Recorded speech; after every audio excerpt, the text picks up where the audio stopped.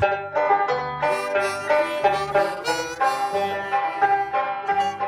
everybody. Welcome to Spitballin'. I'm Matt Taylor, here with my good buddy, Kyle Amundsen. So this is our third episode already, and today we got a doozy. Yeah, the man, the myth, the legend, did you like that? The king of King Kimura? Yeah, King Kimura. Yes. Yeah. Brock Larson is going to be joining us here in just a little bit. Brock, if you don't know him, you probably have been under a rock. He's actually famous, not just like us getting recognized at the bank and shit. Yeah. He's actually famous. But I love your podcast. Thanks, Mom. Yeah. Please don't watch it again. Yeah, so we're going to get a chance to sit down and talk to Brock tonight, and that's going to be super fun. I'm really looking forward to it. But how are you doing? I'm well. I'm fantastic. Yeah? Absolutely. Things are good? Yeah, things are good. Busy weekend at work, sleeping like a baby, I feel great. Good. Well, I've been good too. Thanks for asking, asshole. So I heard the other day you were driving through the bank and something happened to you. Man, I don't usually go to that bank, and a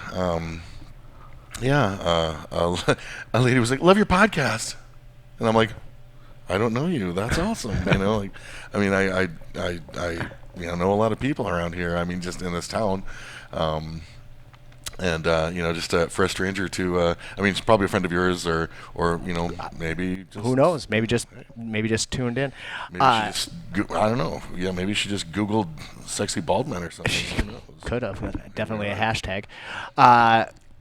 So I've been finding people have been listening to the podcast, and then they'll like jump in to the conversation on me, like as if I know what the fuck they're talking about. You know what I mean?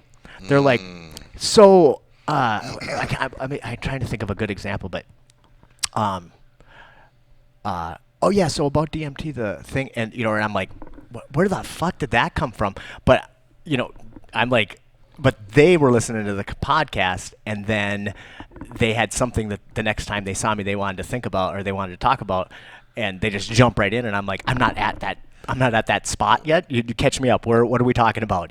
So that's been kind of interesting. And their recall is obviously better than ours. I'm like, I talked about DMT. Right? What? I said what? Anything I have to apologize for? Okay, cool. Right. Exactly. So I don't know if you even want to talk about this, Kyle, but I'm going to bring it up anyway. That you sent me a video. Of the Kelly Thompson beating. Oh, you know what? Actually, I don't know if you watched that or not. That's something that I kind of like to cover that if we get together next weekend. Okay. That's something I've been following, and if anybody wants to just like Google Kelly Thomas, like Fullerton, I'd like to talk about that a little bit. It's basically this guy, a homeless guy with schizophrenia, murdered in the street by a couple of Fullerton's finest. And it's not one of those where like, well, you can see here. No, I'm afraid not. But I'd like to okay, we'll put a pin in that. I did not watch that fucking video because I was like, no, a homie not going down that road. Yeah. I feel like you would probably have the same reaction I did, which was like, I cried. It's still like when I start talking about it, it's a little bit hard, but you'll see, and we'll talk about it later. But it's kind of rough, not for the faint of heart. The audio, the video isn't great. The audio, I listened to the audio the first time, like just the audio, and it's a sustained like 9-minute beating, and it's hard to listen to. It's fucking horrible. But yeah. Anyway. Okay. All right. Well, we'll put a pin on that then. Do you have anything before Brock gets here? Not much. No. I'm just excited as fuck to talk to Brock. Awesome. He's one of my best friends. He's been a professional fighter for a long ass time. Recently retired. Well, it's been a couple of years now. He's my martial arts instructor. He's my best friend. So, well, I mean, you're pretty close. I mean, I don't know. You're all besties. That's what I'm saying. You're all my besties. I used to make fun of girls for having so many best friends. Oh, this is my best friend. This is my best friend. And I still will, because I think a lot of times that shit's shallow as fuck. But I feel like I have, I feel like I'm guilty of this. I have like best friends. I'm loath to call like anyone besides like Nathan, who like was, right. Since we were 7. Right. Just, like Nathan's my best friend. So I don't want to like devalue that, but like then I have like I'm like, well, like, this this is the guy that like I call when this is happening, and like if I need to talk to somebody about this, like so there's a few of you out there, and it is boy, is that a fucking rogues gallery. but yeah, it's a great bunch. I actually used to have kind of this system. If anybody remembers the old movie from the 80s, you remember Uncommon Valor? No. Randall Tex Cobb, young Patrick Swayze, Gene Hackman. So Gene Hackman's son was in a POW camp in Vietnam. Okay. And they get some intel back. They've got pictures of him and stuff. They know he's there. All these years later, and he puts together like this team of guys to go get his son. Okay. And so like my whole life, I would think, well, like, who are my guys? If I had to put together the team. Yeah, if I had to put together a team of 5 guys, like, sure. Who were the ones that would, like, if I was, like I was, I always thought about, like, okay, if I was, for some reason, if I got arrested in Thailand, for, like, bringing a bunch of drugs on a plane, or, killing a ladyboy, whatever, in the throes of passion. But, like, who are the guys that I would want to, come and get me out of this shithole prison or whatever? Right. And then, and who are the guys that would answer the call? And like over the years, the list has changed a lot and stuff. And I'm just like, and I, like, I think about like their specialties. I'd be like, well, so-and-so, yeah, And over the years, the list just keeps getting better and better until I'm, and now I'm at the point where like, man, I would have to just sit there because I wouldn't want to unleash these fucking people on right on the world. I don't want to even get 5 of them in the same room. I don't know what would happen. But yeah, so it's like your end of times team. Right. Yeah. No, I do the same thing. Actually, so Brock Larson, who will be up here just a very short period of time, he's like a number 1 on my end of times team. Well, I mean, like he's got all kinds of he's all kinds of useful skills. Not the least of which he is the guy that we know that can beat a motherfucker with another motherfucker. Right. Exactly. Yes. Yep. Yeah. I mean, Brock Larson beats the shit out of tough guys on his way to go fight. So people ask me all the time, like how tough is Brock? Like, is he actually like that tough?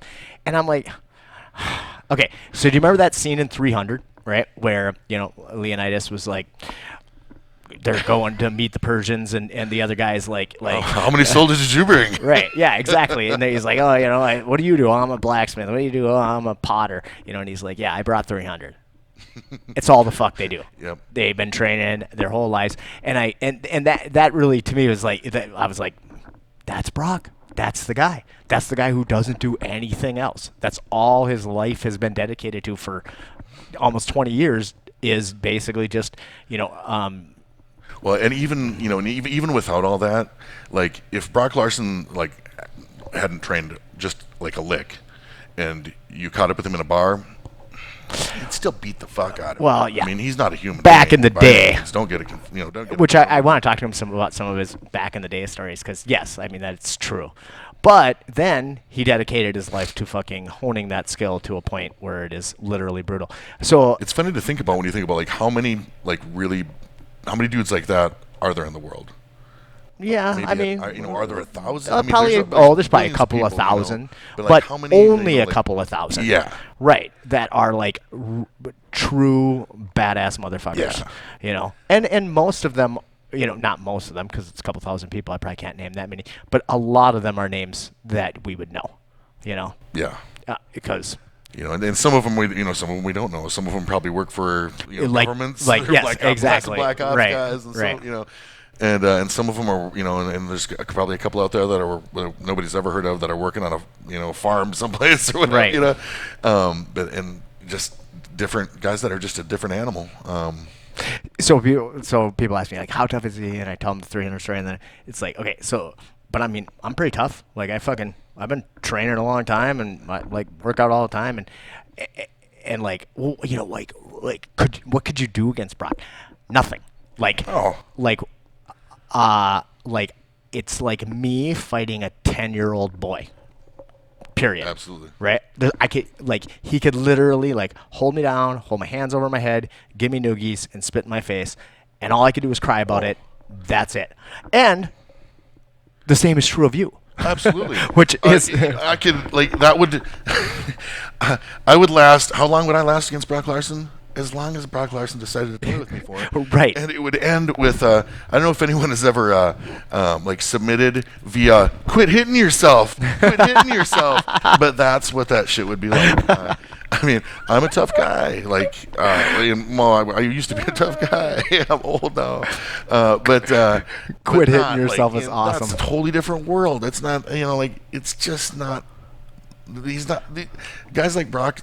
That's different than being a regular human. It's not the same thing. Speaking of which, that motherfucker just pulled up. So we don't want his head to get so big he can't get through the door. No, so after this, we're not saying anything good or nice or positive about him. We will be right back with Brock Larson.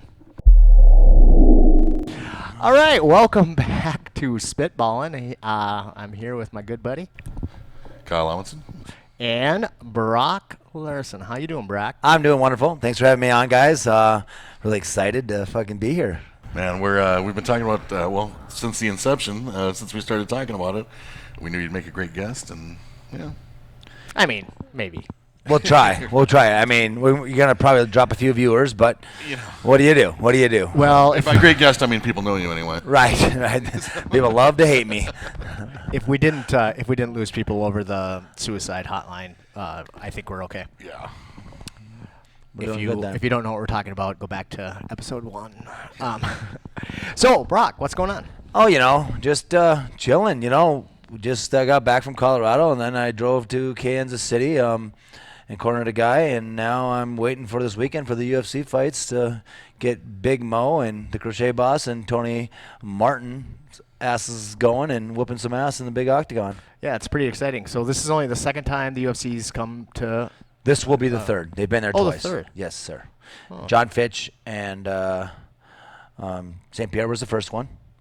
And the second one was when we had some of the local guys on there, like Jacob Volkman and some of those guys on there. Which one did Lesnar fight on? Lesnar, that was the second one. That was the second when one? He fought Heath Herring, right? Yes. Huh. Weird. Yeah. Huh. I wasn't paying attention to the first one, I guess. No, most likely not. So anyway, third time that UFC's come to Minnesota, and you have 2 fighters. Yes. Pretty excited about it. I mean, I'm the only guy in Minnesota that has anybody fighting. So it's good for the gym, good for the guys, and kind of helps the school out a little bit. And, we don't really promote fighting really at the gym, the MMA stuff. So we're mostly a jiu-jitsu school. But it's kind of nice to be able to be out there and being showcased on ESPN. So pretty excited about that. I mean, you say that you're mostly a jiu-jitsu school, but I mean, you probably have how many students that fight? We got about 15 guys that fight out of the Right. 150 students that we have. Most Right. of them are just the guys, but then we've got some hybrid athletes that like to get punched in the face. Right. So. Yeah. Well, that's awesome. So for those viewers who don't know you, we talked a little bit about you before we started here, but and hopefully you'll never watch that. Yeah, don't watch that part. I watched some of it. I don't know what the hell you guys were even talking about. But what do you do? What do I do? Well, I teach jiu-jitsu. We have 4 schools in Minnesota, and I go around and make sure all of the knucklehead instructors are doing what they're supposed to be doing, and just kind of run the show. And then I mean, I'm in St. Cloud at Start there 5 days a week, running around teaching those guys and running that school. And then on Wednesdays, I go to all the other schools, all the other affiliates in the state, and teach, just do jiu-jitsu, just train, live the life, and in between there, get some fighters, some fights, and go corner some fighters, and just chasing the dream and loving it. Yeah. So there's 4 schools. So obviously there's the St. Cloud school, which is the headquarters, and then Yes, you sir. have what do you have? 2 in Minneapolis. No, we got one in Minneapolis, Okay. Twin Cities, BJJ, which is in Coon Rapids, which is Nate Howe and Gavin Rydell. And then we've got the Rochester School, which is down in Rochester, which Okay. is Imperial. So I was just thinking that's also Minneapolis. Right. It could be. I mean, It's the cities. It's south of St. Cloud, so it's right, the cities. Right. So, yes. So we got Rochester. Rochester. Okay. Yeah. And then we've got the Baxter School here, and that's it. We actually are just now talking about working with another school, so that's exciting. Opening up another school down south, so we'll wait and talk about that another day. Cool. So so you teach jiu-jitsu, and then you go around corner and fighters. You got it seems like every weekend you're going somewhere doing something. It's a crazy life. Yeah, it's busy. I mean, like I said, I just came back from Colorado on Wednesday, and then we drove down to Kansas City, went down there. And, I mean, we've been up in Walker fighting. I mean, we've had like 6 fights in the last 5 weeks, so it's been busy. Cool. What do you got? Well, I was going to throw in that question that my friend Jake asked on Facebook. He's got friends. Yeah, on Facebook. Oh, okay. Facebook friends. Sorry. Yeah, that's different than real friends. And Jake wanted to know. Jake just recently took up BJJ, and he wanted to know what advice you have for a beginner. What's the best advice you could give a guy that's just getting started? One, make sure you're at the right school. Make sure you connect with that coach. And really just be patient and check the ego at the door. Don't worry about winning, because that's not going to happen. And just have fun with it, and enjoy it, and get to know everybody. And pretty soon it's just a pretty tight-knit group and good team atmosphere, and he's going to love it. For sure. I think that's the hardest thing for people, especially people that are athletic. When they start, it's almost easier for people who aren't athletic to continue with jiu-jitsu, because you don't come in the door thinking you're tough. Right. You come in the door wanting to become tough. But if you walk in the door tough, That's it's a tough kind of one. humiliating. That's a tough one. Yeah, because you got a guy who doesn't look tough. I mean, my first experience with jiu-jitsu was my first real experience with jiu-jitsu was with Brock a million years ago, and I had a little grappling experience already, so I kind of thought I knew what I was doing. And I went in and I got my ass kicked by the 16-year-old kid named Dave Thomas, for an hour straight. He just kept submitting me over and over again, and I was like, this is fucking horrible. I want to quit. I'm going to puke. But I just kept going, and took me a long time to kick that kid's ass. Dave Thomas. And we're not talking about Wendy's Dave Thomas. We used to call him Wendy's, remember? We did, Yeah. yes. Yeah. Wendy's hot and juicy. Yeah. So I think that's definitely Yeah. true. You got to check your ego at the door. If you don't, there's no chance that you can, And just open your mind. It's so much more of a mental game than people think, too. But it's great. I mean, we've got guys who, when they walk through the door, I'm like, oh, this guy's never going to make it. Now they're freaking brown belts. It's crazy. It's beautiful. Right. It's a beautiful thing. It is.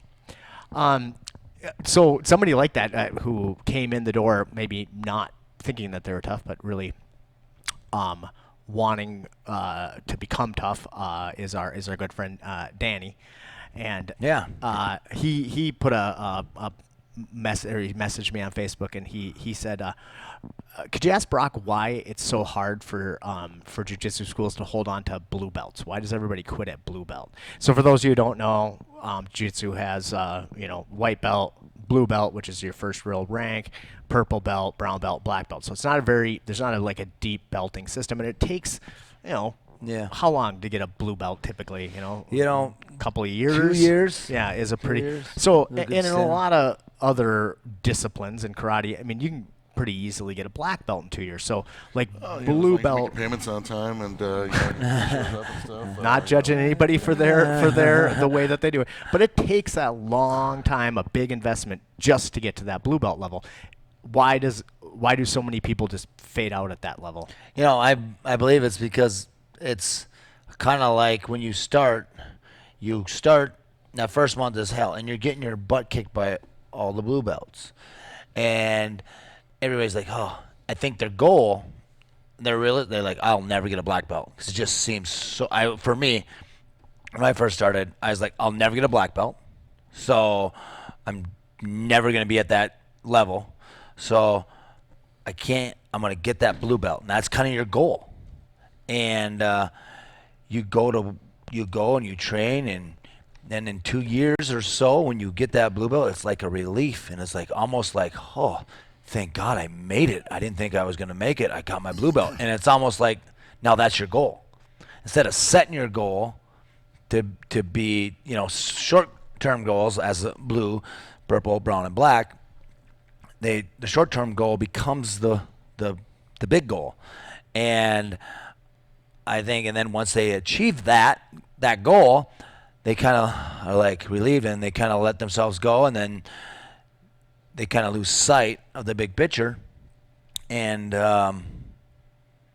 life happens, and pretty soon there they go. And then what's weird is sometimes, and a lot of times, you'll see those blue belts come back around in a year. Yeah, a for year sure. or two, and they'll be like, hey, I come back, I really want to work towards my purple belt.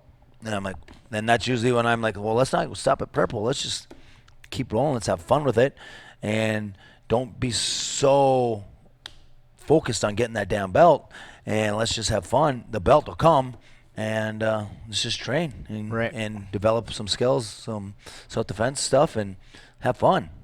I think also, like, especially if somebody's coming at jiu-jitsu from a perspective of self-defense, I mean, once you hit blue belt, I mean, you're not invincible, but you definitely have the skills that you need to take care of yourself in almost all situations that could arise on the street.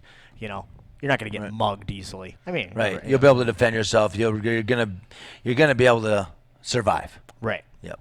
Yep. So I think that's another thing. What were you gonna? You look at my best guys at the bar. Most of my best guys have something in common. They've studied under you. Yeah. Right. and for because it's fucking for anyone out there that hasn't bounced, it's really fucking hard to like be gentle and look out for someone and take care of someone's safety and shit while they are trying to fucking kill you. That's true. It's true. It really, your hands are tied in a lot of ways. One of the not one of the best way to make up for that is Brazilian Jiu-Jitsu. Yeah. To actually know what you're doing. Yeah, it's just a confidence thing too. My brother has those events at Iconic Fest out at his place, and I mean, there's 3,000 people out there, and out of those 5 years now, I think we've been going on, we've had 2 fights, never escalated. We apprehended the guy. We got both times. It's been in, it's out. Get a hold of them, and it's over before it starts because they can't fight back. They don't know how. They're all tied up. And they yell and they scream, but I just put them in a Russian tie, walk them out. The one guy was a little bit resistant, a little foot sweep, put him on the ground, knee mount, asked him if he was done. He realized that he couldn't move. He said he was done. I picked him up. We walked outside, and it was the end of it. And it's just, I mean, a lot of it's just confidence. I mean, I know when I was a punk kid and I thought I was tough, I got in fights and I did that thing. A lot of it was I wasn't confident. So I had to try to hurt the guy because he was trying to hurt me. But as you figure out, how to control yourself and control your body, and it becomes a lot easier not to hurt people. And it's confidence saying that there's not really nothing I haven't seen that this drunk fella Right. is going to be able to do to Because me. actually, like, bona fide tough people are trying to hurt you Right. with your consent Right. on a regular basis. Right. So, like, what? Guys that might be just a little bit tougher than that drunk guy at the bar. Right. So what's Joe Shit the Ragman going to do to you? The other day I was actually here at the 9th Street Social Club, not working. I was on the other side of the bar, enjoying a cocktail, and this guy, the hockey was on, and this guy was like talking about how he was, I used to play hockey. I just loved it. I loved to fight, and whatever. It was fine, and and then he's like, yeah, you want to fight me? And I said, okay, sure. And he's like, all right, yeah, let's do it. I was like, okay, yeah, all right, let's do it. And I just went back to have my drink, and he's like, well, when do you want to do it? And I was like, well, now it's fine. And I went back to my drink, and he's like, ooh, you want to go outside? And I was like, nah, we'll just do it right here. I said, you just start, and then I'll just catch up. Okay? And he's like, oh. And then he didn't know what to say, and then Rob was like, hey, get the fuck out of here. But I was like, and Rob was like, what? Like, you didn't even, my pulse didn't even go up. Right. I was like, That's that confidence that you were talking about. That lends itself towards like de-escalating stuff a lot. right. You're not all jacked up. You're not. Because people can. It's almost funny. It's almost funny. Right. Guys getting worked up, and he's trying to amp himself up, and you see guys getting them. You can watch a guy get himself psyched up, and when you're standing there like, dude, no. Right. I mean, that's not helping him get his confidence up. He's gonna gas. He's gonna gas in the first 30 seconds. I mean, I'm used to going 25, 50 minutes. I mean, I think it's gonna be all right. One of my favorite bouncing stories of Brock ever was back in the day when we had the Sunshine Kitchen Moonshine Lounge. We had Wookie Foot play, and you were running the door, yeah, and Brock was bouncing, and end of the night. It was just, it was a crazy night. We had 350 people in there, and it was just a blast. But it was time to get everybody's drinks and whatever. And so Brock's going around collecting drinks, and I'm going around collecting drinks. And I went up to this guy, and he had a PBR, and because he was a fucking The hipster. guy was 8 feet tall too. Was he? He was very tall. He was a big guy, yeah. Very tall. Yes. I don't know, buddy. Yeah. But he said, I was like, hey, man, I'm going to need your drink. And he goes, you ain't taking my fucking drink. And then Brock just went up behind him and just grabbed his hand with the PBR. And then the guy, resisted a little bit. And then Brock just went, and the fucking PBR just squished in his hand. The guy's like, hey. But he couldn't get his hand back, right? Brock's just holding it, and he goes, oh, we got to go. And he starts walking him out the door, and the guy just couldn't get his hand back. That's pretty fucking awesome. That same night, Brock was walking a guy out, and I'm so accustomed to, we do a lot of, as many second man assists as possible.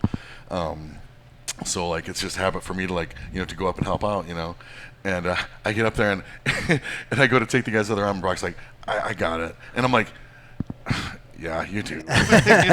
Never mind. You don't need help.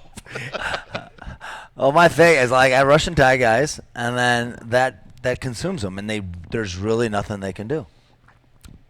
Especially if they're intoxicated, then life's a lot easier. So probably 20% of the people that will watch this will understand what a Russian tie is, but should we show them? You guys playing waivers? But the idea of a Russian tie is that you're controlling one hand, and you're steering them, and you got your weight on them, and you're just kind of controlling this, and you got your weight on it, and controlling this end. They can't square up because your pressure's here and here, so they're forced to be out away from you. Most people are right-handed. Nobody wants to swing across their body. And they can't do this. Yeah, and you're hiding behind their shoulder, and then worst case, you just hit a little foot sweep, and they fall on their ass, and then fun. Wait for them to be done. Yeah. So Jeremy Ryder wrote on Facebook. He asked me. He said he wanted to know why you don't have a nicer vehicle, you being all famous and shit. And he said, do you think it's possible that it has something to do with the number of deer that you have struck? Well, let's just take one step back. One, there's a huge difference, to quote the great Jens Pulver. Yes. There's a huge difference about being famous and being popular. Famous people are rich.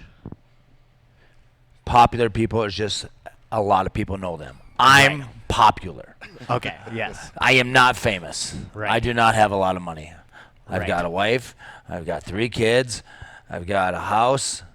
And I've never been one too much on property, value. And the fact that I've hit 33 fucking deer. 33. Wow. Well, it's a little skewed number because I hit 3 at once. I've hit 2 at once. Them sons of bitches hit me. I don't really hit them. Sure. So it really depends on how you count it. If they're hitting me, if I'm hitting them, it's fucking just the incidents. But there's been 33 contact with deer. Yeah. Multiple and yeah. Yeah. Well, you were with me once. Oh, a couple times. I've been with you many times. Yeah. My favorite one, though, is we were driving down the road. Brock was telling some old stories. Like, he's always telling stories about, back in the day. He was telling a story, and, we had a couple of guys in the back. And just one driving guy. along. Just Holtz. Was it just me and Holtz? Yeah, you were in shotgun. Holtz was in the back. Fucking. I don't know. He's telling the story, and all of a sudden, hits a deer, and he just continues with the story. Doesn't even acknowledge it. And then he finishes, and I was like, you hit a deer, and he goes, oh yeah. People make fun of Brock for his driving. I didn't know what they were talking about. We were on our way back from some Fargo, fight, yeah. I think, and I didn't even know that, we weren't following you or anything. In fact, I looked up. I look up in the rear view. I'm like, what the fuck is going on back there? What's this guy's deal? Oh shit! Hi guys. All over the place, and I'm a great driver. Oh Jesus Christ! My favorite one with you is when you were driving out of town, and your wife was chewing your ass. Oh yeah, that's a difference. Yeah, that was a good one. Cause I hit a deer. I hit a deer, so I had to go back and get her car. Okay. And drive to St. Cloud. And I had to go, and I just say, I need your car. I need to go teach. And so I dropped my smashed up car off, pick her car up, and then she's like, now don't be smashing my car, And then I'm like, yeah, you gotta start paying more attention. I'm like, yes, I know. It's listening. I'm a very good listener, and I had no idea that I was getting chased or being tailed by a police officer. I'm driving with the lights on. Yeah, I mean, he was getting pulled over. He was focused on not hitting deer at the I time. was listening to my wife. My wife says I don't listen well, so I was really doing a good job of listening. So I'm listening to my wife. All of a sudden, I go on 371 business here. Where you go on to 371. Yeah. This fucking state trooper is coming up the down ramp. So I'm blinking to go down the down ramp, right? And he's coming up. I'm like, holy shit! I talking about, and I go to my wife. I'm like, holy cow, this shit's going down. There's cops. Oh fuck! And then I look at my rear view mirror. I'm like, oh fuck! I gotta go. And then there's like 10 cops, state troopers, and county, and I pull over, and I know half of them. Sure. Right? And they're like, Brock, what are you doing? And then the guy that pulls me over was like, what are you doing? And he was super angry. And I'm like, well, I'm sorry. I was talking to my wife. I hit a deer with my car, and she was just telling me to make sure I don't hit a deer with her car. And one of the cops looked at the officer that was in the hot pursuit. We were in a slow speed chase. Hot pursuit. We were in a slow speed chase. I wasn't speeding so much. And he's like, oh, the wife, you know how that is, right? And he's like, what? And then all of them start heckling this poor guy. And they're like, oh. And then he's like, well, why didn't you stop? I didn't know you were back there. He's like, you couldn't see me? I'm like, no. So I got the tickets, and I went to court, and I got off. But it was pretty crazy.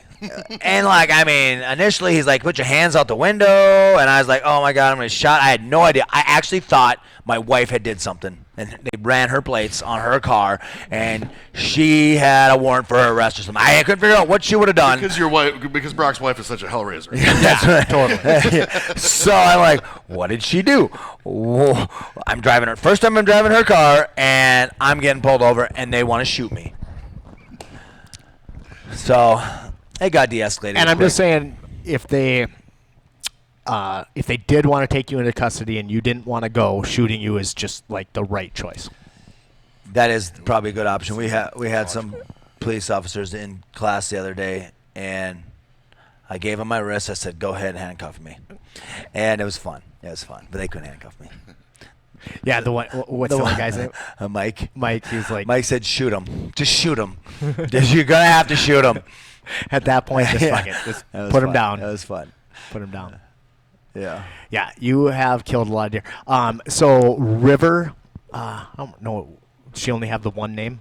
River from Fuller. River Yeah. Fuller. Yeah. Yeah. I just got a really big kick out of her post. She said she took a picture of you or something when you guys were in Uber Florida. driver. My Uber driver. Yeah, you were. No, in we were in Atlantic City.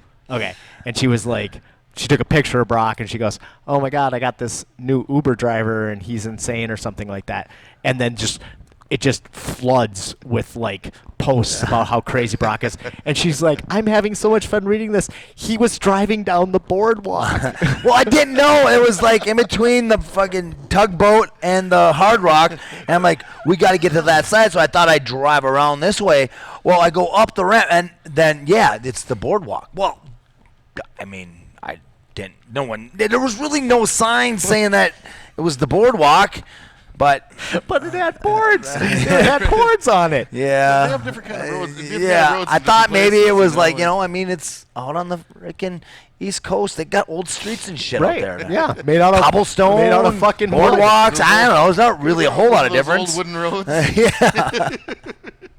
You know what I'm talking about, yeah. Absolutely. Yeah. That was one of the more fun Facebook threads I've seen in quite some time. Yeah, it was pretty Yeah. awesome. So we got another question. What's that? Actually, Rocco wanted me to ask, what was your your favorite fight of all your fights? My favorite fight, There's yeah. probably a different. I mean, I've had favorite, 52 of them, but, honestly, like, for me personally, my favorite fight was my last fight, my retirement fight. Really? Interesting.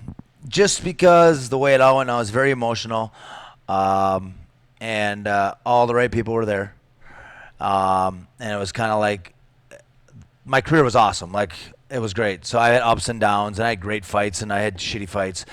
But really, just being able to do it at home I've fought all over the world, from Brazil to Singapore and Malaysia. I mean, everywhere. And to be able to fight my last fight on national TV, and even like Dana White was there. I mean, it was a kind of a Matt Serra. It was kind of a good deal. Sean Shirk was there. Clint Kloss. Everybody who kind of Matt fucking Taylor. got me fucking started there was there. Who? Oh, Matt fucking yeah. But I mean, like, seriously, and it was great. And to be able to walk out there, and then the thing is, that fight almost never happened because I got cut literally like 7 days. I got a cut above my eye, wide open, horrible cut, worst cut I've ever had in my life, in my entire career. 6-7 days before I'm supposed to fight, they stitch it up. We cut the stitches out literally like the day before. We get ready to fight, and that dude that you were fighting, can't remember his name, but he was like known for being like a guillotine guy just and like a submission guy. Yeah, but guillotine was his thing. Yeah. And like, Yeah. so like you would have just pieced him on the feet. Yeah. And if you had not had this like ridiculous eyebrow cut, like obviously the game plan would have been to like keep Punch your him distance up. and Yeah. punch him.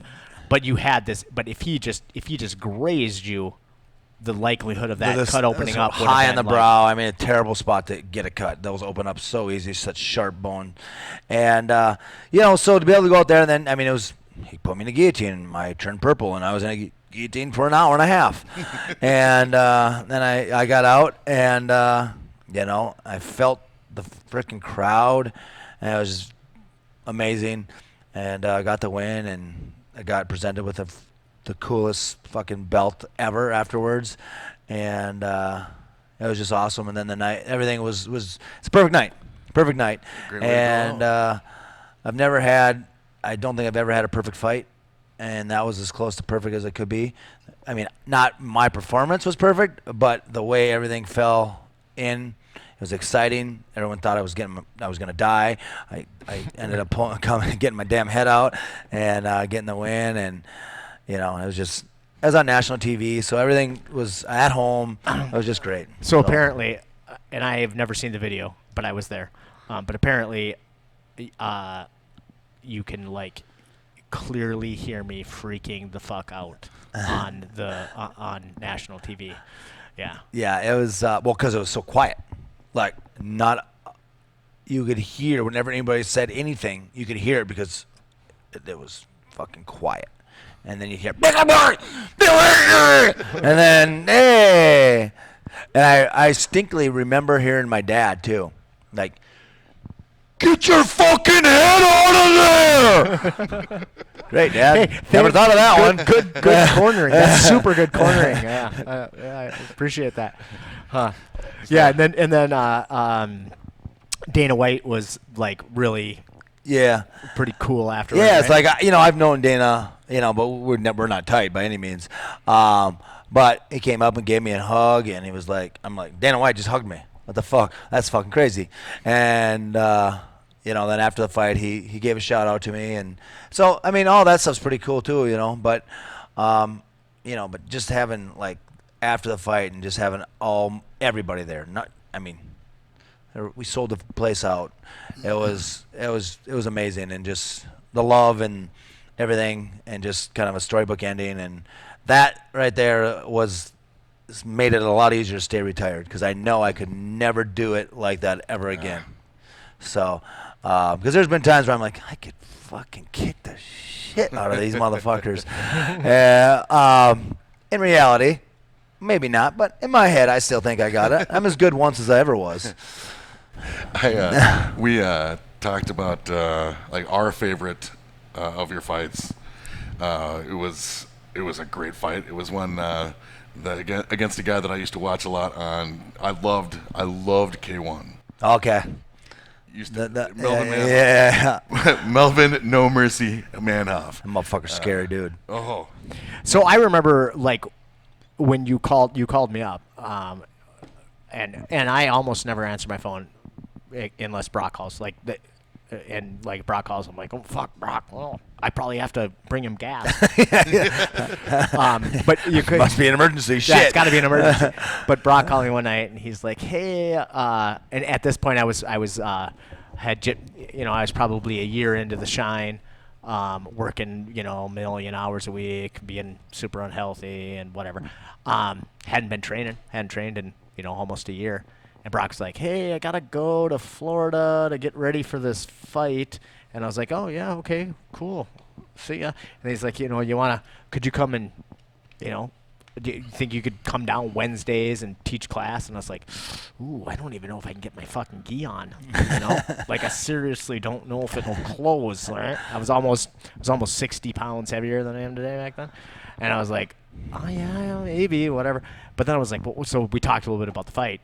And you were like, Melvin Manoff. And I was like, God, that name sounds really familiar. And you're like, yeah, he's a fucking monster.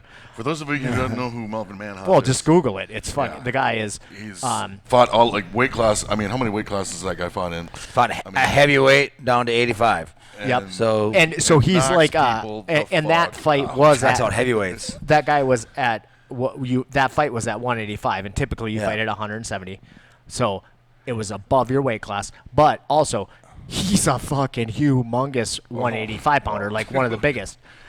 So he's just ridiculous. So anyway, so I said, oh yeah, you're fighting, and I was like, Melvin Manoff, that sounds familiar. And he's like, yeah, just Google him. He's a fucking monster. And I remember you saying I was like, why would you take this fight? It seems ridiculous. And you were like, well, it's in Malaysia. It's pretty good money, and fucking think I can beat him. And I was like, really? Did you see him kick? See that? I kicked that Part where he guy's kicked head that guy's head off? Landed in the 12 That row. was not good.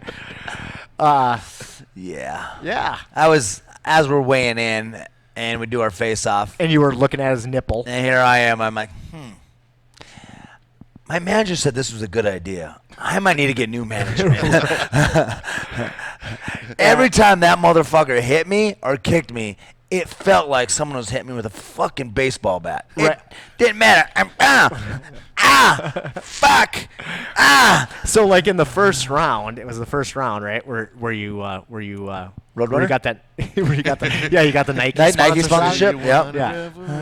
Yeah. So Melvin kicked you. Yeah. Right? It was Yep. kick, right? Yeah. He Yeah. He kind of had me cornered, Yeah. and he wasn't letting me out. Yeah.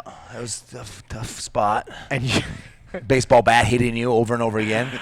and Brock literally just did what Mama always said. Turn and run. Just fucking turn and run.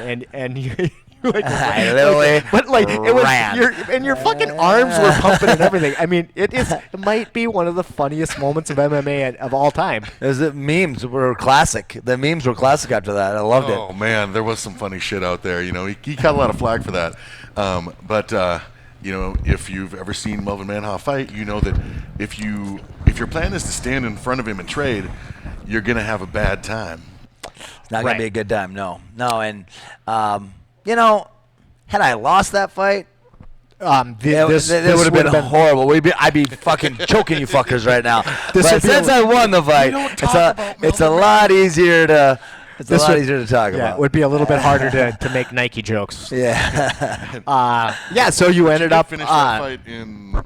That was. It was an yeah. impressive So finish. first round you just was bad, right? It's been a First while round since was a close fight. We both got yellow carded.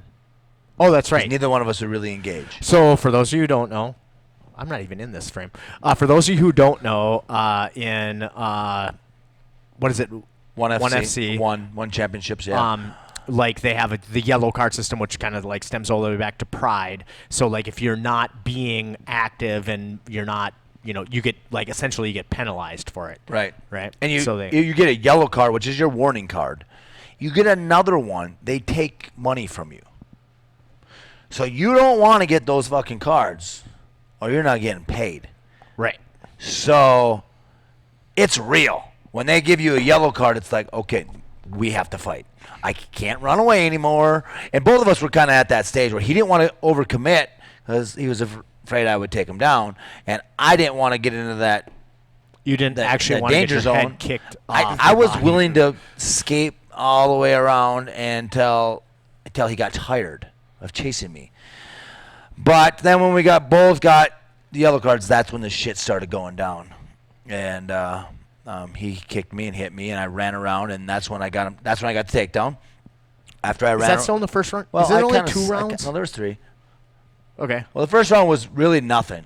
The second round is when Yeah. I got the takedown, and then But I the ended first up, round's when he almost got your head off and he ran away. I think that was the second still, because Oh, I got okay. the takedown on that one. And then you I kind of pulled, Okay. I kind of sat, and then I come up, and he came on top of me, and then I got on top of him, and then I beat him, punched him a bunch of times, and Yeah, some and then pins. in the end of the second round, you had him in an armbar, and that was like he tapped, but he tapped simultaneously with the bell. Right. So the ref's like, no, waved it off. Seconds away from, like 1 second away remember, from. like looking at watching that, Brock was, obviously clearly the much better grappler, but that guy looked strong. Yeah, he was strong. He was strong. He looked he was very strong. strong. And then after the after the armbar attempt, and I just knew I had to get a takedown, and I wasn't gonna armbar him anymore because I kind of was a little bit bitter about it. Like, no, the ref fucked me. I was like, he tapped.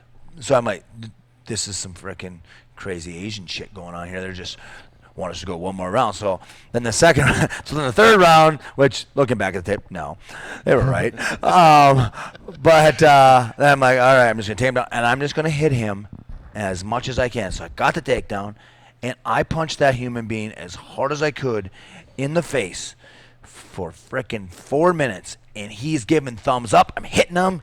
He's smiling, giving the ref thumbs up. I am just die.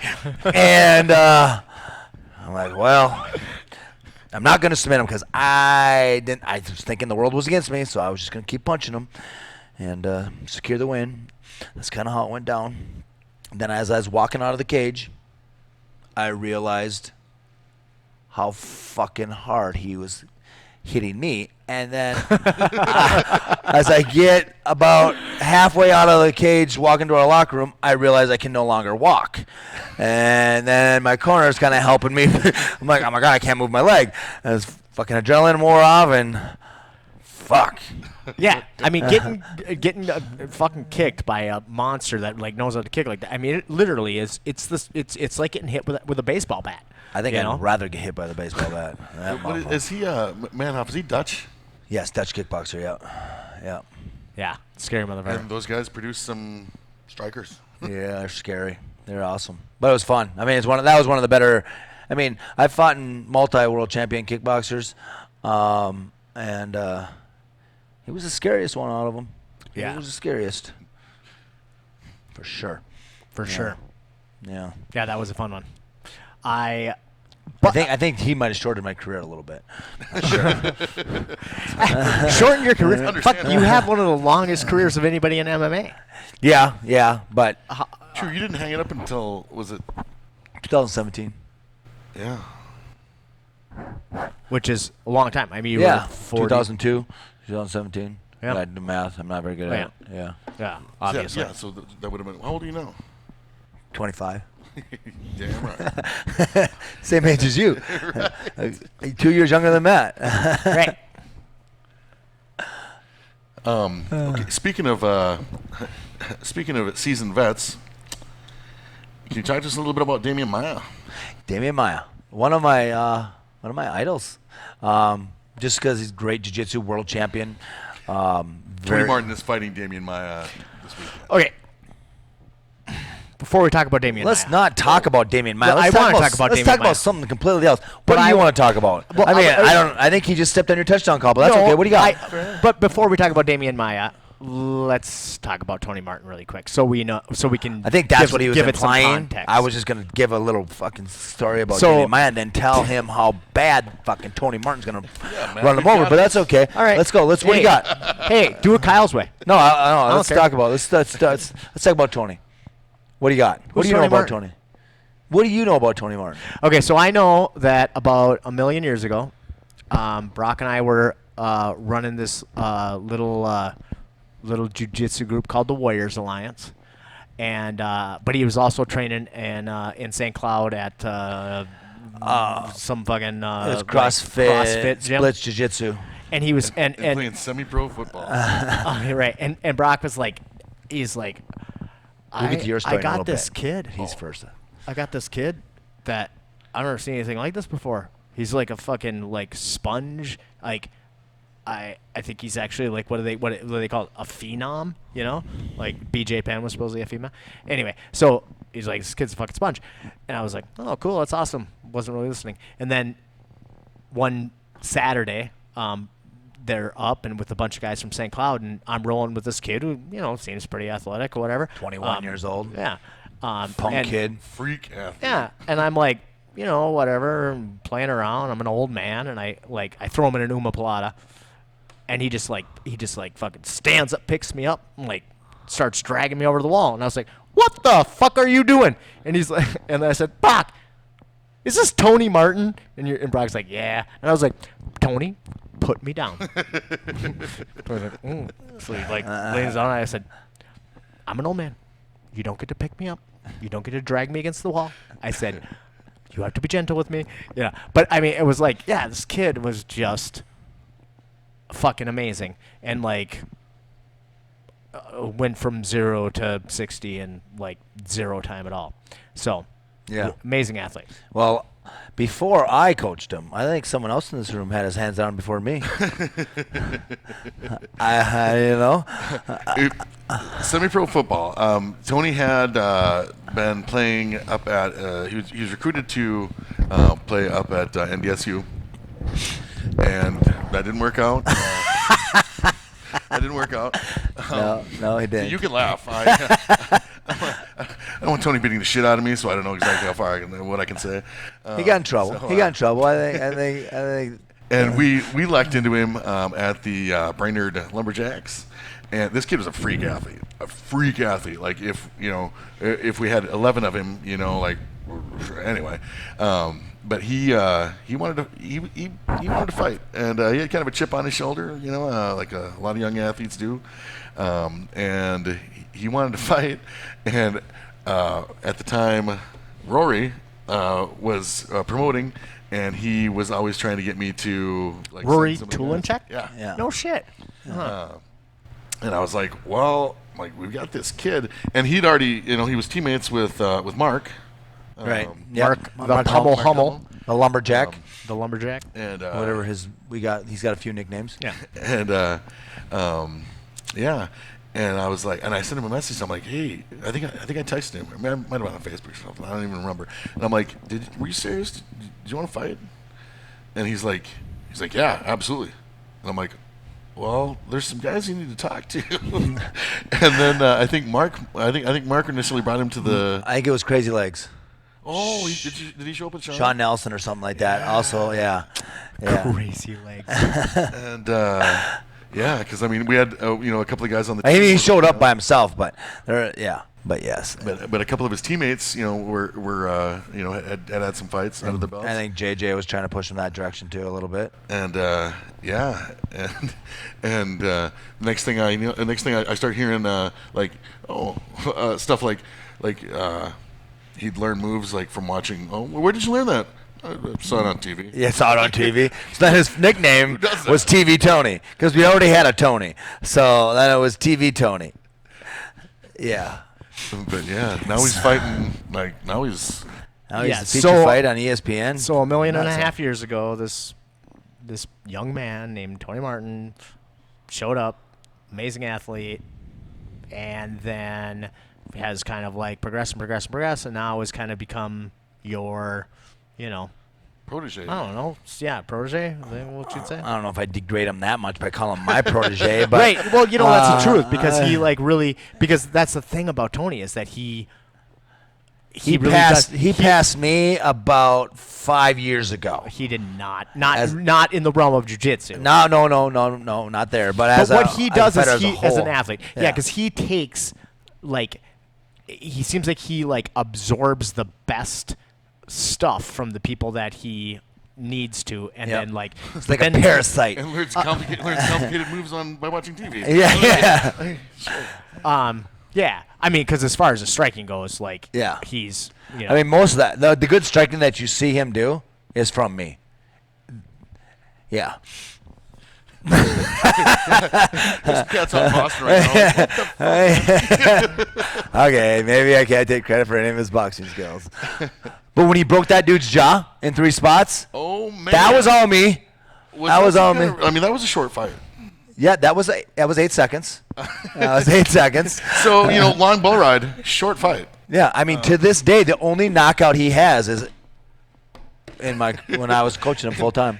And that dude, that was not so true. weird. No, he's got that fucking head kick knockout. I was wondering, are you talking about the head kick one, or what are you talking about? Puddle. He went straight down. Remember that dude where Tony broke his hands. He broke the guy's orbital jaw on both sides and almost killed him. That one. That was mine. That was me. Well, yeah, I do remember because that was at what? Bada Bings. Bada Bings. Okay, so that was a fight that was in town. This is about 8 years ago or whatever, and yeah. So Tony punches this kid and basically just breaks the guy's fucking face. Gavin Rydell told him, "Don't hurt him, just beat him up. He's not.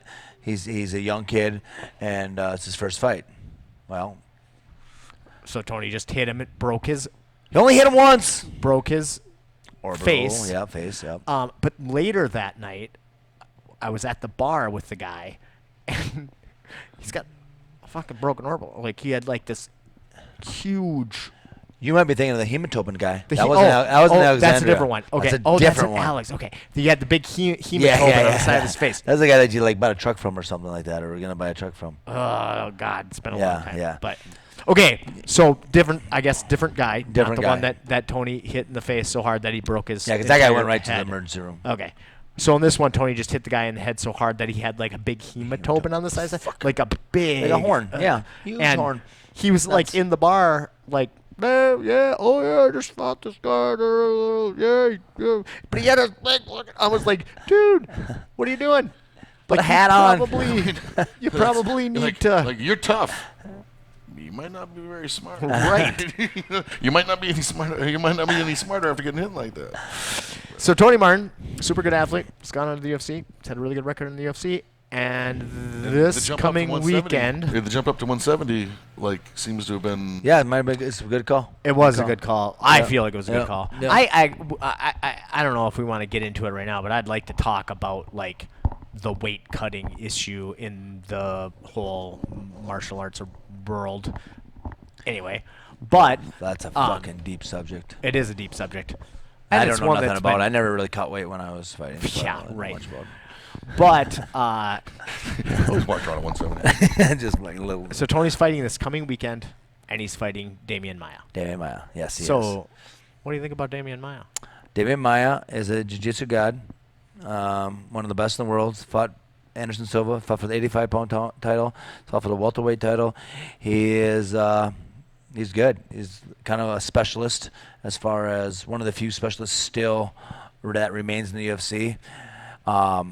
And he's so good at what he does, and And he's a not guy many that people you've have been able like to really stop. admired and like, yeah, I mean, as one of the, I mean, me being a grappler and watching the way he's able to control people and do what he does at the highest level, the best in the world level, is awesome. And I think I've watched every one of his fights, just because I'm kind of that fan. Him and Jacare are kind of my guys that I like to watch. So it's actually a very like fun fight for me, and I'm like, all the other times it's like, oh, Tony, let's just go beat this fucking guy up. But this is one where I'm like a little bit more like intrigued because I feel like I know Damian Maia, because Right. I've watched him for years, and when I went out there and was helping him train, I was being a Damian Maia. And if Tony does to Damian Maia what he was doing to me when I was being Damian Maia, it's going to be a great night. It's going to be a great night. Really? So, Okay. That's good to because, hear. I'm a southpaw, and Damian's southpaw. I feel like I got a little bit better wrestling than Damian, and Damian's got a lot better jiu-jitsu.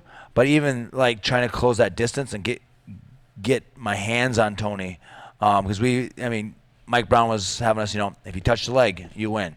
So, like, the fact that they don't even want Damian touching Tony's legs, and everything's about avoiding that takedown and bam, lighting him Yeah. up. Just everybody's game plan's the exact same against Damian Maia. And, Don't let that motherfucker take it down. the thing is with Damian, it's like I told Tony when he first called me, he's like, what do you think? Should I do it? I'm like, absolutely. This is like coaching paradise. The game plan is so easy and so simple because he's fought the exact same way for every one of his fights. Right. So it's just very hard to be the fighter that has to stop him doing exactly what you know what he's going to do. It's one thing for a coach to be like, okay, we got to stop the takedown. It's not that freaking easy. So, like, for me and for Tony and the team at ATT, the game plan's simple. But now it's on Tony's plate to be able to do it, and that's not an easy task. Right. So it's very No, there's very interesting. a decent age difference in this fight. Yes. But I mean, this guy's a veteran. He's going to come in. Right. Well, ready the and in thing perfect is, shape. if Tony is able to defend those takedowns, Damian gets tired quick. But if you let Damian do what he wants to do, he doesn't get tired. And Right. Well, it's like yeah, right. I'm kind of the same way. If I can grapple for an hour, Right. and not get tired. Right. But if I'm getting punched in the face, I get tired in about 3 minutes. Right.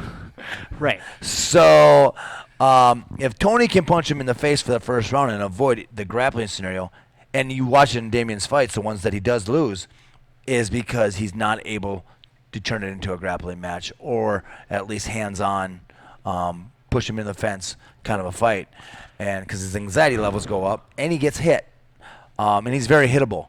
It's just you can't overcommit with your strikes. You got to be in control. You got to be able to keep your hips behind you, all that good stuff. So I'm really excited, and Tony's fighting here in Minnesota on ESPN, and we've got another teammate, Maurice, fighting on there. So it's a really good coming out party. And Tony broke the top 15, first time in his career. But remember, Tony, I was top 9, so it's not there yet. So hopefully after this, you guys aren't competitive. Hopefully after this fight, Tony hits the top 9. It's probably top 10. I don't think he's right at that 9 level yet, but hopefully he's in that top 10, and he's right at that number 10, not 9. And then onward, and keep moving forward, and eventually get that title shot that I think. I mean, this is by far the most high-profile fight that he's had so far in the UFC. Yes, for sure. And he's, when he was younger, he fought a lot of, like Darush, who was ranked higher at one point.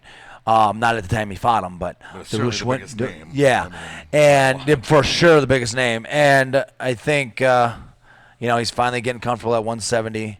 He's happier. He enjoys it. Fighting's a lot better for Tony Martin at 170. But it's always that hard balance. When he first got in the UFC, he wasn't technically good enough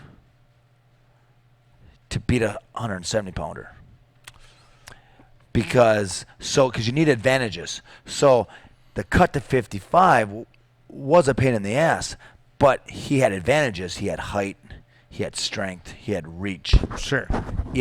So you those all weigh in. Now he's fucking talented, and he's got skills, and he doesn't have to be the physical. He doesn't have to have all those other advantages because technically he's so much better than almost everybody. So that's the problem. That's the balance. It's like, when does this shit equal out? And he figured it out right at about the right time. And he had guys telling him to do that too. Like Tyson was one of the front runners of it, saying, I think you should think about going up, because it was getting so hard for him to make that weight. And it's so scary for a fighter to want to. Who wants to fucking fight a big dude? You don't want to fight a guy who's as big or bigger than you. But on the other hand, there's so much that goes into cutting that weight that is a minus sign. We talked a little bit on the first episode about that guy that you were going to fight at the Myth. Oh God. Who was having?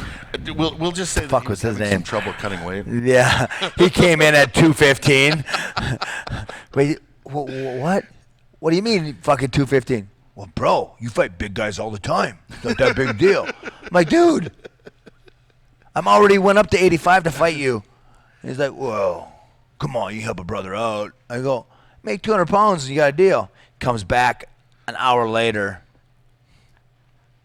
214. Oh, dude, I tried to cut it. I'm like, no. He's like, what? What are we gonna do? I'm like, okay, if you can make 200 pounds tomorrow, we'll do the fight. Now remember, I'm a fucking 70 pounder, already going up to 85. Now I'm agreeing to fight at 200 pounds. Not to mention the fight prior to that, I got knocked out by fucking Big Head because he didn't fucking make weight. So my fucking corners are like, Luke's like, no, fuck this motherfucker. We're not doing this again. And it got to be to the point where it's my promotion. I'm the main event. It's like, the show must go on. So people started to realize, hey, Brock's going to fight. He's the main event, his own promotion. That was what happened with Big Head. Yeah. Right, because so that Big Head was the dude at the Target Center, and he came in. And you were fighting him at 85 or 70? No. 70. Yeah, and he came in at 97 or something like that? And was literally like, oh, well, we didn't make weight. Right. What are you going to call this fight I'm in the sauna. And I get the call. Like, oh, big kid's not going to make weight. I'm like, I've got 2 pounds to go. Like, well, he's really sick, he says. I don't give a fuck. I'm in the sauna. They're like, well, we either got to do it or we got to cancel. So I'm like, all right, well, I'm done. I'm done cutting weight. Ended up weighing in at I think it was 178. I weighed in at, he weighed in at 197. And then obviously he probably put on another, he most likely had no intention of ever making weight. No. And he had a history of missing weight. But he also knew that you were the main event at a show that you were promoting. And if you called the fight off, you were the one standing to lose money. So he knew he had you he was negotiating from a position and of the power. part that really was the bitch is if someone calls me and says, hey, Brock, 2 weeks before, a week before even, before I start that nasty cut, hey, there's no way I'm going to make it. Can we do this at 190? I would have probably been like, well, fuck, let's do it at 85, or let's do it at whatever. But I'm going to be like, okay, because I was walking around at 95, 90 to 95 anyways. And he has fought at 70 before. So, whatever. But the fact that when you pleat your body all the way down, and then that motherfucker isn't, and now all the studies about the brain, about being dehydrated and with the brain and all that shit. Yeah, but that you goes get with to it. dehydrate. You get to rehydrate for 24 hours. Yeah. Doesn't work that No, way. it takes But, like a fucking week. yeah. So I mean, there was a lot of that going on in the Sosa fight. My corner were still bitter about that, and they're like, "You're not doing it." And then the motherfucker has enough balls to call me a pussy and tell me that I was fucking scared. So I went after that motherfucker right there in the back. Fucking shit was flying. Luke almost killed his dad. It was a fucking crazy shit going on back there. The commissioner's like, Brock. I remember still, Matt grabs me and he's like, Brock, don't hit me, but you can't do this. I'm like, I just wanted to just rip his face Not right me, up. Matt. I would have just let Brock go. I think we can say Matt. Matt Can we say Matt Showalter's name? Well, I don't know. Well, we did. We probably can't say Sorry, Matt Showalter's Matt, name. but we said your name. Matt Showalter. But no, he didn't do anything commissioner. wrong. He was just restraining But he was me. saying, don't hit me. But he's just like, fuck it, I'm just going to grab on for dear life and just hopefully I don't die. Yeah. So that was fucking. That's a whole another. Yeah. That's another day of weight cutting and different fights and different times. I was at the UFC walking in line. In line, they changed my opponent, and they told me, "Hey, your opponent's probably not going to make weight." I'm like, okay, and you don't get a percentage of his purse. I'm like, oh well, if you don't like it, you don't fight. All right, let's fight. It worked out. Which fight was that? That was the pile fight. It worked out. I got $60,000 for choking that fucker. Oh, That's yeah. my bonus submission of the night bonus. So it worked out, but But it's still a shitty deal, Yeah. It puts a fighter in a really right. tough spot. But in Pyle's defense, he took it on short notice, and I get it. But it's still would. I mean, it's a professional. It's a business too. It's like he didn't make weight. It's a contract weight. Ooh, Well, give me Pyle. something. But I have a lot of respect for Mike Pyle though. But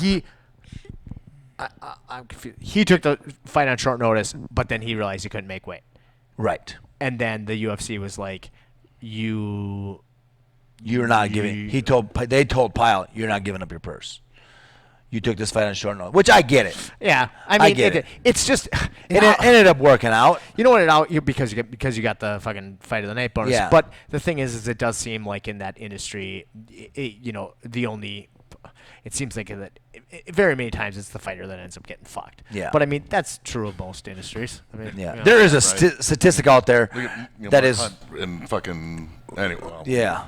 But there is a statistic out there with short notice fight. It's like super screw. It's like 90-some% of short notice fighters lose. Right. I mean, like Tyler Matheson just Yeah. took that short notice fight Yep. and Lots of split I mean, decision.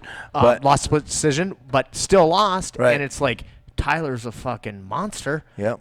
We just went if down. he had been able to prepare for that fight the way he usually prepares for a fight, he wins that fight.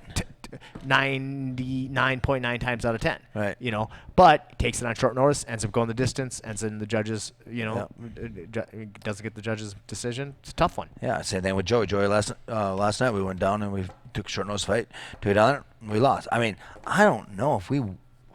I mean, I got to rethink these short notice fights because it seems like the statistics are right. And you think you want your fighter, fighters want to fight. Yeah, and there are opportunities, and it's like, and you're like, can we beat this guy? And you're like, of course we can beat this guy. But then it's like, yes, we can beat this guy with a training camp, right, with the right thing. But can we beat this guy when he's been preparing? But we haven't. I mean, that's a tough thing. It's a big deal. Yeah. And then you think that especially somebody like Tyler Matheson, Tyler Matheson is one of Brock's guys who's like been fighting for a while, and he's super tough, and he's always in great shape, and he never falls off. He doesn't just stop training. A lot of fighters will fight. Do a training camp. Yep, for their 6 camps. weeks, and then I mean, there's definitely training camps are, but the thing is that you should be training all the time. Just because you aren't in a training camp doesn't mean you're not training. Correct. Right? You should be training all the time, and then training camp is that. To peak. It's for plus. peaking. That's what a training camp is for, is to peak, not to, I got to get ready. If you're not fucking training, you are not going to fucking peak. Right. There's that 300 thing, that Spartan thing. Right. We were talking about beforehand how people ask me how tough you are, and I was like, yeah, that scene in 300 where Leonidas was all like, how many fucking warriors did you bring?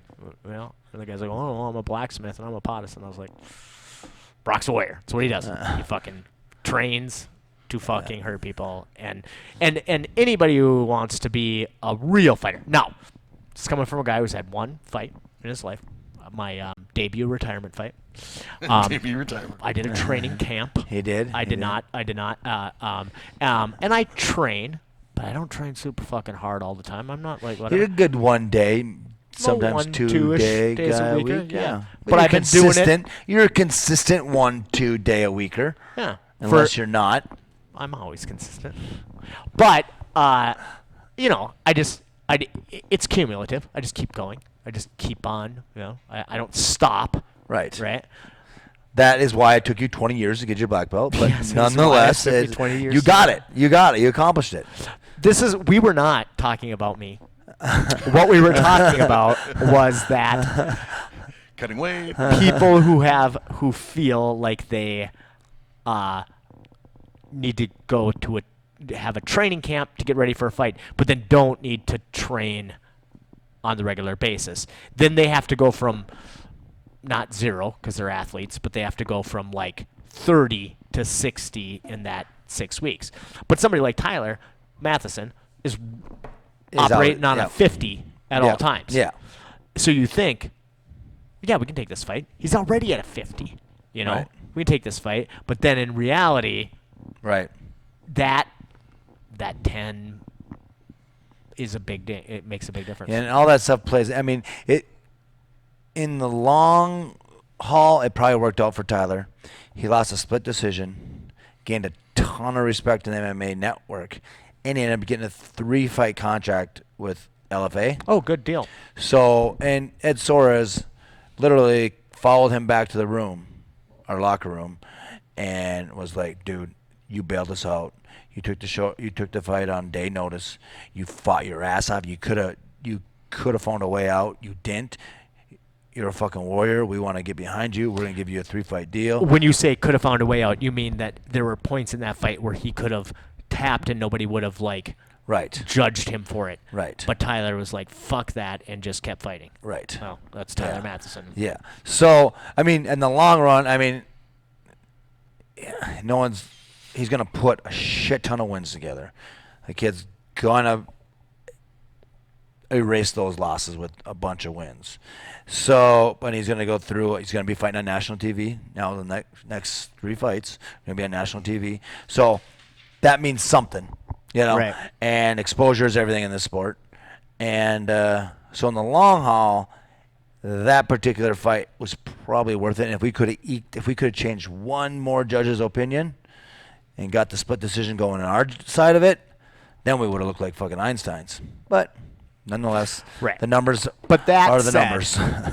Short decision fights, and maybe Tyler's fight wasn't the best example to use because I guess. But it is. I mean, because the better fighter didn't win.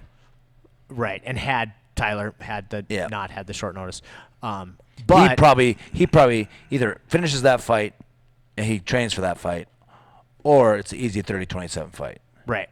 You know, so that's the difference. But the numbers say short fight notices, oftentimes. Yes. So we gotta look at that next time I agree to take short notice fights. Just because now I think the numbers are right. Because we are adding to those numbers. You have taken your fair share of short notice. Yes, fights, so. yes. All right. Well, ladies and gentlemen, we are going to take a very short break because I got to pee. So, all right, we'll be right back. Hey guys, just fucking with you on the whole. I'll be right back after I take a piss thing. We've been going for about an hour and a half already, and honestly, there's really no end in sight.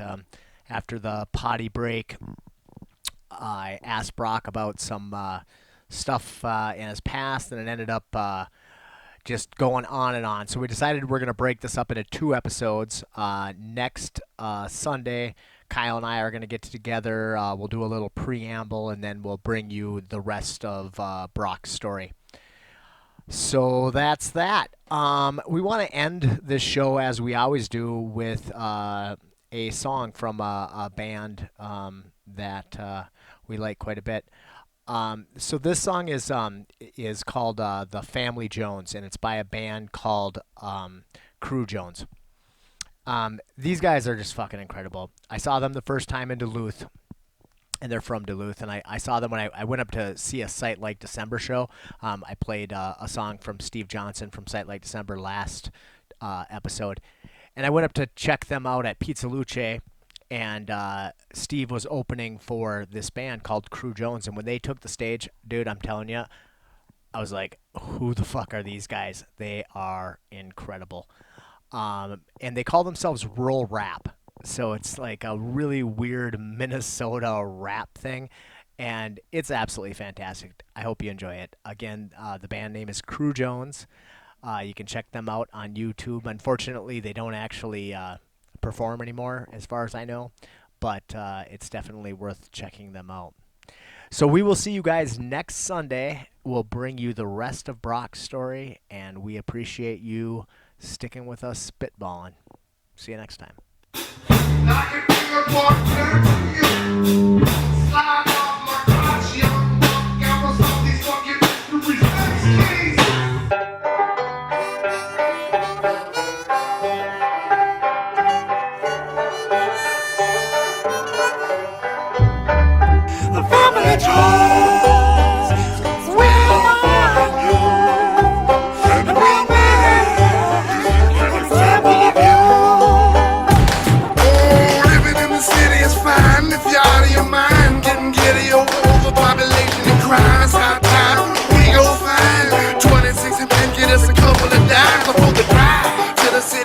In the system open die, grinning while I'm driving and skimming the great divide, singing the rhythms of skinny dipping while I'm sipping and sitting. I'm staring at your women.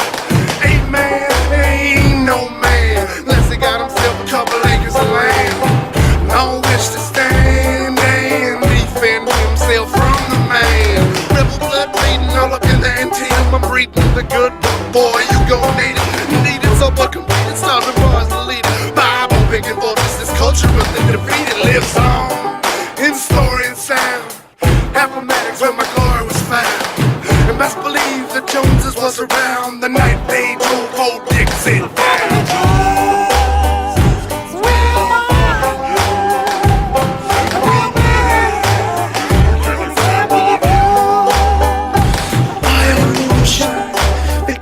My boots shine, spit polish, abolition is rising in time. You know it's in my nature, I commiserate with nature. And I hate to be a dandy, but I ran to be an alligator satchel. And I have to be the one to advocate we amble till the sandalwood grove for a sample of the magic potion brewing on the stove. That'll do you, hope it gets you through your woman's bitter cold disposition. I'm in no position to give you no advice, but I wish you didn't take a listen. I could make a list of compromising situations I've experienced if you think it'd make a difference. For example, you've heard of my band. Well, we ran into some trouble trying to spread the word across the land, followed by a caravan with a handful of fans. I'll be damned if we didn't meet the demands of the sound man. The sounds of silence and apathy and cries for violence. I called for quiet and said these words to him. Sing it!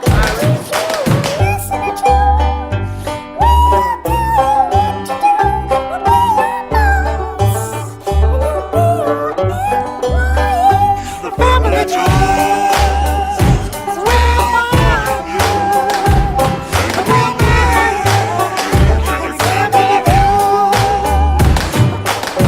Down here they filled the quota. Till the day that I die, I'm repping northeastern Minnesota. From the range to the shore, you complain that you're bored. Well, the trains haul the iron ore. And up there in Cook County, all we do is sit around and look frowny. From the hicks to the townies, to the townhomes and the trailer homes with the brown leaves. I knew this duty was Ojibwe. Said you wanna use the land, you gotta do it this way. I'm like, dude, all I am is pitching a tent. Then he said screw it and left, cause he knew what I meant. I'm like John Wesley Harding, a friend to the poor, so you best be departing. And if beef is what you're starting, just give me the mic and all God bless the party.